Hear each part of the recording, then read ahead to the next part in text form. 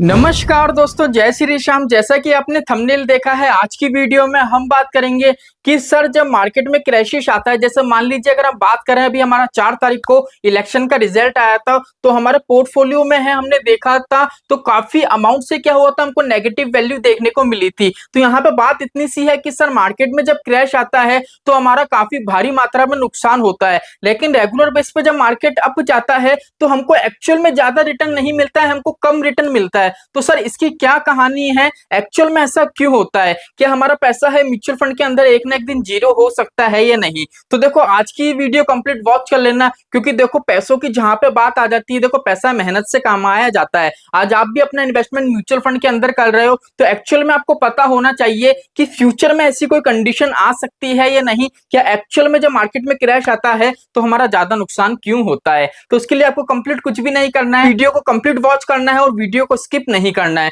तो चलिए शुरू करते हैं आज की हमारी वीडियो को। तो दोस्तों वीडियो शुरू हो उससे पहले मैं विकास स्वागत करता हूं आपका ग्रो बिजनेस फाइनेंस हब में। दोस्तों आपने अभी तक चैनल को सब्सक्राइब नहीं करा हो तो चैनल को सब्सक्राइब कर लीजिए, क्योंकि म्यूचुअल फंड से रिलेटेड हर वीडियो आपको इस चैनल पे मिलती ही रहती है। तो चलिए शुरू करते हैं आज की हमारी वीडियो को। तो सिंपली दोस्तों यहाँ पे मान लीजिए अगर आप म्यूचुअल फंड के अंदर इन्वेस्टमेंट करते हो, हम कोई सा भी XYZ फंड ले लेते हैं। जैसे मान लीजिए आपने इन्वेस्टमेंट करा HDFC स्मॉल कैप के अंदर, HDFC स्मॉल कैप का म्यूचुअल फंड है, उसमें सिंपली आपने क्या करा, जैसे मान लीजिए 1000 रुपए की आपने SIP करी। अब आपका जो 1000 रुपए पैसा है ना, देखो कंसेप्ट को आपको समझना पड़ेगा, जब तक कंसेप्ट नहीं समझोगे तो तब तक आप प्रॉपर तरीके से समझ नहीं पाओगे, ठीक है। अगर मान लीजिए आपने 1000 रुपए इन्वेस्ट करा तो ये 1000 रुपए किसके पास जाएगा, ये जाएगा फंड मैनेजर के पास। यहां तक का कंसेप्ट क्लियर है। अब फंड मैनेजर क्या करेगा, जो HDFC का जो स्मॉल कैप है इसकी जो होल्डिंग है, वो होल्डिंग जितनी भी होगी, जैसे मान लीजिए हम फॉर एग्जांपल मान लेते हैं कि 70 50 से 60 इस फंड के अंदर होल्डिंग है, जैसे मान लेते हैं 70 होल्डिंग है, तो सिंपली क्या होगा, जो वो होल्डिंग होगी ना वो होंगे स्टॉक। तो सिंपली क्या होगा, फंड मैनेजर आपके 1000 के टुकड़े करेगा और वो जितने भी स्टॉक होंगे ना वहां पे आपका पैसा क्या करेगा, टुकड़े करके इन्वेस्ट कर देगा। यहां तक का कंसेप्ट तो समझ में आ गया, जिससे क्या होगा, आपका जो पैसा है ना सीधे सीधे मार्केट में कहां वर्क कर रहा है, स्टॉक मार्केट के अंदर।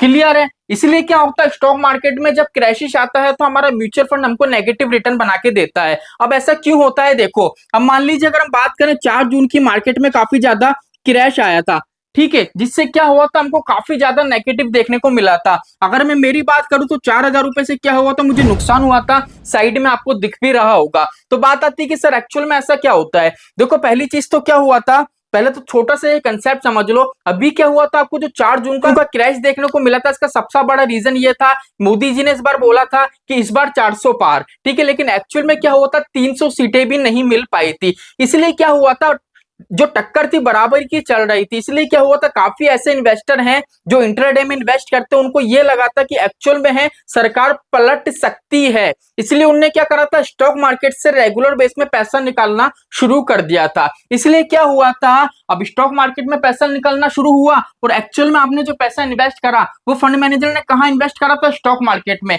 जिससे क्या हुआ, पैसा निकलना चालू हुआ तो स्टॉक मार्केट धीरे धीरे नीचे जाने लग गया। इसलिए क्या हुआ, हमारा जो रिटर्न था वो भी हमको नेगेटिव देखने को मिला। लेकिन सर यहां तक का कंसेप्ट तो सही है, लेकिन सर जब स्टॉक मार्केट अप जाता है तब हमको ज्यादा रिटर्न क्यों नहीं मिलता है। देखो कहानी पूरी समझो, ठीक है। अब क्या होता है,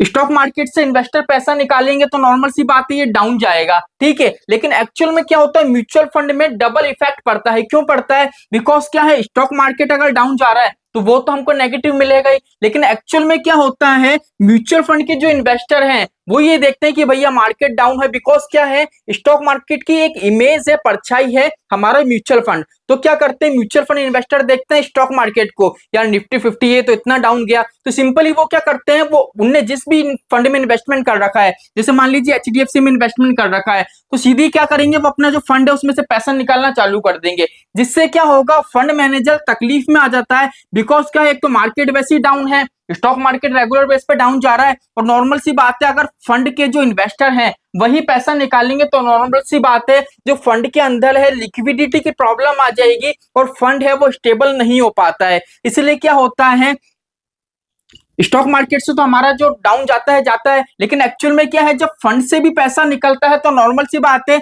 जो ये पैसा निकाल रहे हैं, जैसे मान लीजिए किसी ने 1 करोड़ पैसा निकाल दिया फंड में से, इन्वेस्टर ने, छोटे छोटे इन्वेस्टर जोड़ लो, टोटल मिला के मान लीजिए 1 करोड़ निकाल दिया मार्केट क्रैश में। अब मार्केट क्रैश स्टॉक मार्केट में तो हो ही रहा है, लेकिन एक्चुअल में जो ये पैसा निकाला है ना, अब इसकी व्यवस्था फंड मैनेजर को करनी पड़ेगी। तो ये पैसा वो कहां से निकालेगा? ये पैसा भी वो स्टॉक मार्केट से निकालेगा जो उसने इन्वेस्ट कर रखा है, क्योंकि लिक्विडिटी की प्रॉब्लम रहती है। कोई ऐसा तो है नहीं फंड मैनेजर जो ज्यादा से ज्यादा कैश होल्ड लेके चलेगा। अगर हम देखें तो 5% से ज्यादा कोई भी फंड अपना ज्यादा कैश होल्ड लेके नहीं चलता है।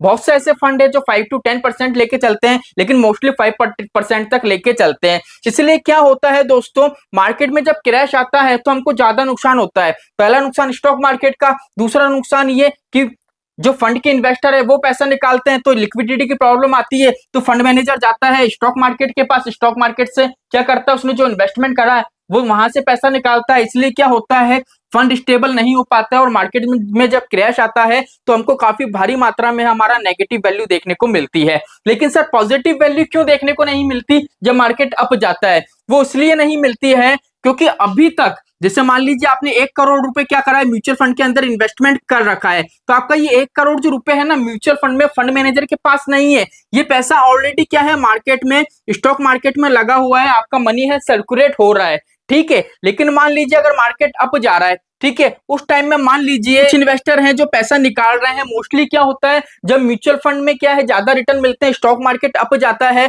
तो म्यूचुअल फंड के जो इन्वेस्टर हैं वो ज्यादा मात्रा में क्या करते हैं, पैसों को रिडीम करते हैं। जिससे एक्चुअल में क्या है, ये कंसेप्ट है, अगर मार्केट डाउन जा रहा है तो आप पैसों को इन्वेस्ट करो। अब यहाँ पे जैसा कि मैंने आपको बताया था कि जो मान लीजिए मार्केट में क्रैश आ रहा है तो इन्वेस्टर पैसा निकाल रहे हैं। अभी आपके दिमाग में आ रहा होगा कि सर पैसा तो इन्वेस्ट करते हैं, लेकिन देखो बहुत से इन्वेस्टर हैं, सभी इन्वेस्टर का दिमाग एक जैसा नहीं होता कि मार्केट में क्रैश है तो हम पैसा इन्वेस्ट करें। कुछ इन्वेस्टर को ये लगता है कि भैया मार्केट में क्रैश आ रहा है, और ज्यादा क्रैश आ सकता है, हमारा पैसा है उसकी वैल्यू 0 हो सकती है। इसलिए क्या करते हैं, वो गलती करते हैं, रेगुलर बेस में पैसा निकालते हैं, फंड स्टेबल नहीं हो पाता है। लेकिन एक्चुअल में क्या है, जब मार्केट अप जाता है, स्टॉक मार्केट जब अप जाता है तो हमको ज्यादा रिटर्न नहीं मिलते हैं। क्यों नहीं मिलते हैं? क्योंकि क्या होता है, जब भी मार्केट अप जाता है ना, तो म्यूचुअल फंड के अंदर पैसा लोग बाग निकालते हैं, इन्वेस्ट नहीं करते हैं। मार्केट डाउन में तो क्या करते हैं, इन्वेस्ट करते हैं, और जब मार्केट अप जाता है, जब क्या करते हैं, पैसों को रिडीम करते हैं। जिससे क्या होता है, जो फंड मैनेजर ने स्टॉक मार्केट में पैसा लगा रखा है वो उसको निकालना पड़ता है।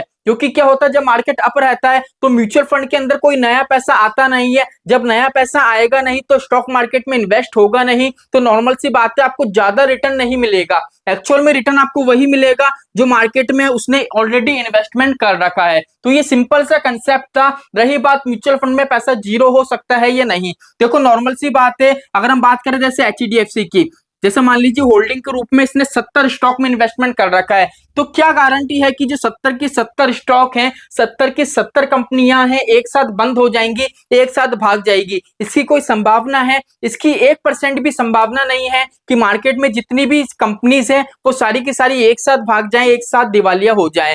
इसलिए म्यूचुअल फंड में ऐसा 0 नहीं हो सकता, लेकिन आपकी जो प्रिंसिपल वैल्यू है वो जरूर 0 हो सकती है। इस पे मैंने वीडियो बना रखा है, लिंक मैं आपको डिस्क्रिप्शन में दे दूंगा, वो वीडियो कंप्लीट आप वॉच कर लेना। तो आई होप दोस्तों आज की वीडियो से आपको क्लियर हो गया होगा कि एक्चुअल में क्या दिक्कत परेशानी आती है। तो चलिए आज के लिए इतना ही, मिलते हमारी नेक्स्ट वीडियो में। जय श्री श्याम दोस्तों, जय श्री राधे।